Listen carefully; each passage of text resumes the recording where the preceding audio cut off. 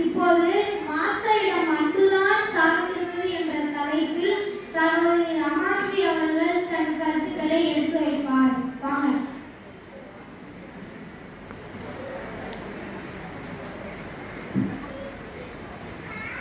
மாஸ்டரிடம் அன்பு. நடுவர் அவர்களே, பெரியோர்களே, நண்பர்களே, அனைவருக்கும் வணக்கம்.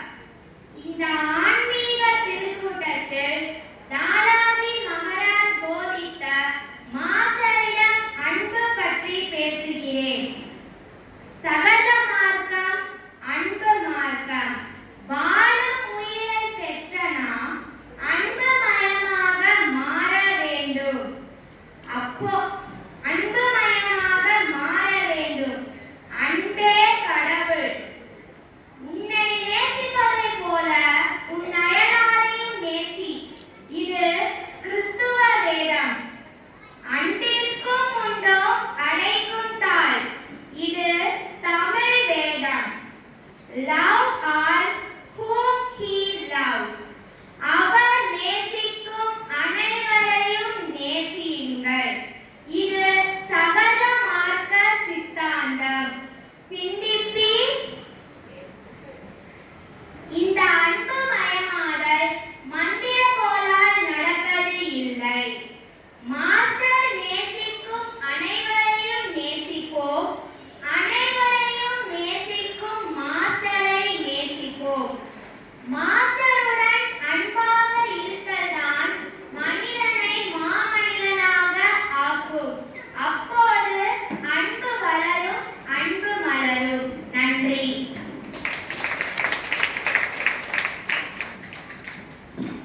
பிரமாதம்.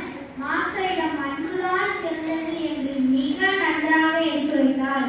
நாம் அனைவரும் மாஸ்டருடன் அன்பு கொண்டிருப்போம்.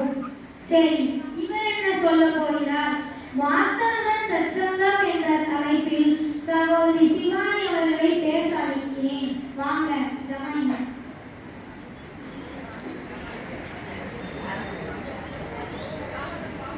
நல்ல தீர்ப்பு தர இருக்கும் நடுவர் அவர்களே, நல்லோரே, மேலோரே, இங்கு உள்ளோரே, மாஸ்டருடன் சத்சங்கம் என்பதற்காக தானே நாம் இங்கு கூடியிருக்கிறோம்.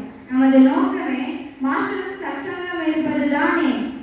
சத்சங்கம் சத்தியத்தோடு சங்கமித்தல். நான் அவர் என்று இரண்டு நிலைகள் மறைந்து எனக்குள் அவர், அவருக்குள் நான் என்பதுதானே சத்சங்கம். மாஸ்டர் சத்திய பொருள். அந்த சத்தியத்துடன் இணைந்து கலந்து கரைவதுதான் ஒருவருடைய பிறப்பின் நோக்கம். மாஸ்டருடன் சத்சங்கம் என்றாலே அங்கு அன்பு ஆட்சி புரியும். மனம் கைகட்டி வாய் புதைத்து பணிந்து நிற்கும். மனித குல மேம்பாட்டிற்கு, மன ஒருமைப்பாட்டிற்கு, ஒழுங்குமுறை கட்டுப்பாட்டிற்கு அடிப்படை மாஸ்டருடன் சத்சங்கம் தான். அன்பையும் பணிகளையும் உட்படுத்தும் சத்சங்கம்.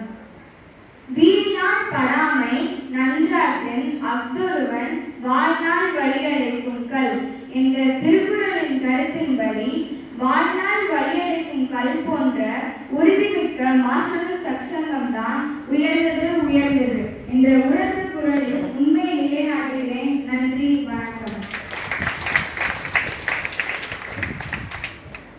அருமை, அருமை. மாஸ்டருடன் சத்சங்கமே உயர்ந்தது என்று மிக அற்புதமாக எடுத்து வைத்தார்கள். இப்போது மாஸ்டருக்கு கீழ்ப்படிதலே மேம்பாட்டை தரும் என்ற தலைப்பில் கருத்துக்களை எடுத்து வைக்க வருகிறார் சகோதரி கனிஷ்கா. வாங்க.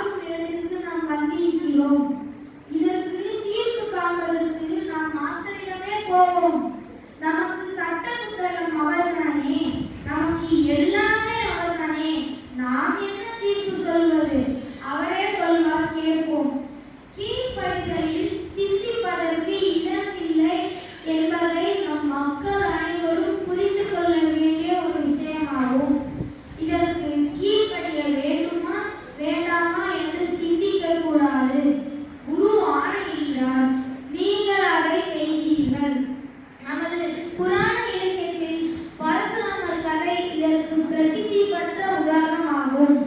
பரசுராமர் தன் தந்தையிடம் கூறுகிறார், நான் உங்களிடம் அன்பும் பக்தியும் கொண்டிருக்கிறேன் என்றார். உடனே தந்தை கூறுகிறார், அப்படி என்றால் நான் சொல்வதை நீ செய்வாயா? உடனே பரசுராமர் ஆம் என்றார். அப்படி என்றால் உன் தாயின் தலையை வெட்டு என்றார் தந்தை. உடனே பரசுராமர் ஒரே வெட்டு, தலை வெட்டப்பட்டது. அதுவும் தாயின் தலை. இது கீழ்ப்படிதல். உடனே தந்தை கூறுகிறார், நான் உன்னை பற்றி பெருமை அடைகிறேன், உனக்கு ஏதாவது ஒரு வரம் தருகிறேன் என்றார். பரசுராமர் கேட்டார், என் தாய் மீண்டும் உயிருட வர வேண்டும் என்றார். தாயை மீண்டும் உயிர் தெளிந்தார். ஆகவே கீழ்ப்படிவதால் நீங்கள் எல்லாம் பெறுகிறீர்கள். இது மாஸ்டரின் பேச்சு. 2009 ஜனவரியில் சென்னையில் சாரதி மகாராஜ் ஆற்றிய உரை. கீழ்ப்படிதல் இருந்தால் நம்மிடம் அன்பு பெருகும், அன்பு மயமாவோம். கீழ்ப்படிதல் இருந்தால் நம் இதயம் மாஸ்டருடன் இதயத்துடன் சங்கமிக்கும். எனவே அனைத்திற்கும் ஆதாரம் கீழ்ப்படிதல் தான். கீழ்ப்படிதல் தான் அடிப்படையானது, மேலானது. எனவே மாஸ்டரின் தீர்ப்பு என் தீர்ப்பாக இந்த ஆண்டோர் சபைக்கு நான் அர்ப்பணிக்கிறேன். நன்றி, வணக்கம்.